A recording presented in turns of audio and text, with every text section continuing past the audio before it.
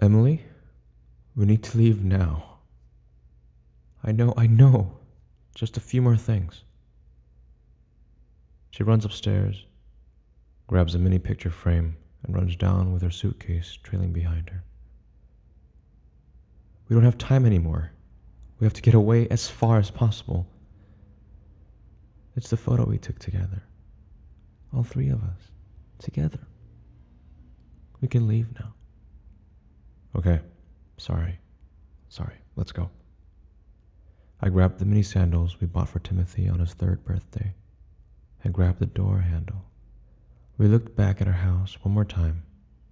I dabbed my back pocket, checking for the key, and followed her out.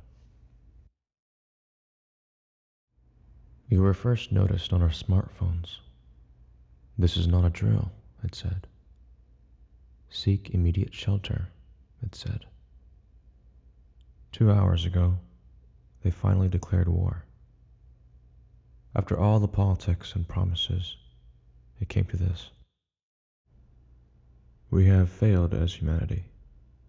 This seems to be the ending to our chapter. But I chose to go against the tide.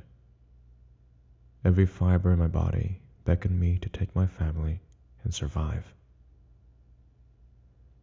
We grow from selfish beings into parents.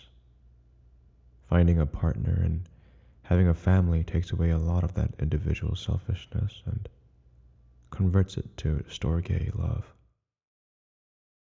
At all times, I wish for their safety, their well-being, and happiness. The same love erupted even in the very moment of realizing an imminent end. If there was even a chance of infinitesimal probability for survival, I wanted it for us. Logic escaped my mind, and familiar love and longing filled the void. I started the car. The wind wipers squealed in motion as I turned it back off again and just drove to where everyone else was heading. As we got further away from our home, the deluge of cars in front of us became more obvious. Sweat started to dampen the steering wheel. Cars honking their horns as drivers opening and closing their doors, walking in and out of their car. Shouting and crying, all merging into a cacophony too much for me to bear. Emily had Timothy in her arms, rocking him back and forth, singing a lullaby that was too familiar but so eerily unfitting to the scene. Looking at her as she wiped the sweat off my brows, I could feel my vision getting blurry from tears swelling up from a spring of rue and despair. I'm sorry, Emily. I'm so sorry. Hey, it's okay. We can get through this. You need to stay strong for Timothy, okay? Stay strong for me, for us. She was right. It wasn't time yet. The road was clearing up in front of us. Cars started to slowly move as some people seemed to park on the side. Passing them by, I noticed some getting out of their cars. Some with their faces on the steering wheel, some on their knees, some hugging their loved ones, almost all of them in tears. But their expression was a collection of emotions: sorrow, regret, joy, anger, nervousness, indifference, and so on. A marriage of emotions, all coming together. Were they giving up? Were they welcoming death and celebrating their last moments with their loved ones?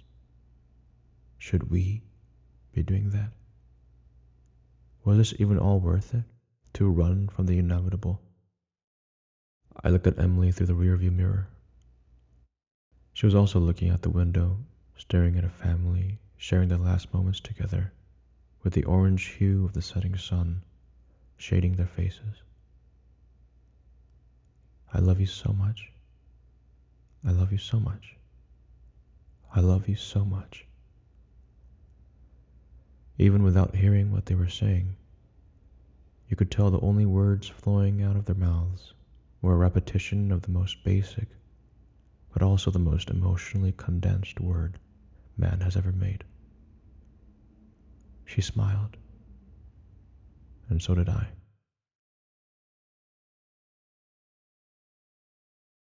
Our eyes met as Timothy reached for me. I held his tiny hand and gave it a little squeeze. Then, an explosion was heard in the distance that felt too close for hope to maintain its integrity. Emily looked at me through the rearview mirror again, eyes red and teary. But she was smiling. I knew what that meant. Babe, I love you. Me too, honey. I love you too. Good night.